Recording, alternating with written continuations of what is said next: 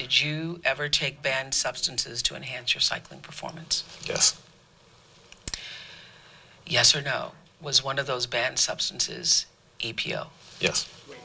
I didn't expect it to come out right away, and I didn't expect there to be the listing of blood transfusions, EPO, HGH, testosterone, all that right away.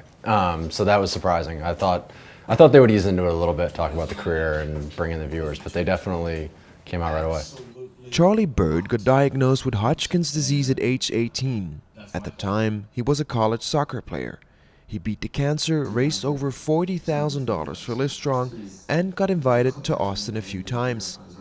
This is probably the third or fourth time that I met Lance, and we were discussing right here the first time that I really talked to him about being sick, and I said to him, you know, I had more chemo in 5 weeks than you had in 6 months. And he looked at me and laughed and said, you can have that record. Armstrong admitted to doping, although not after 2005. For Charlie, an amateur cyclist, the 7-time Tour de France winner was a role model.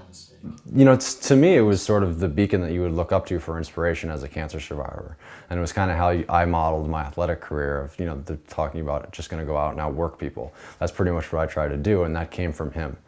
So to me, that was what I based my entire training aspect on, was while I was sick and while I was recovering, was, well, this is what he did. In your opinion, was it humanly possible to win the Tour de France without doping 7 times in a row?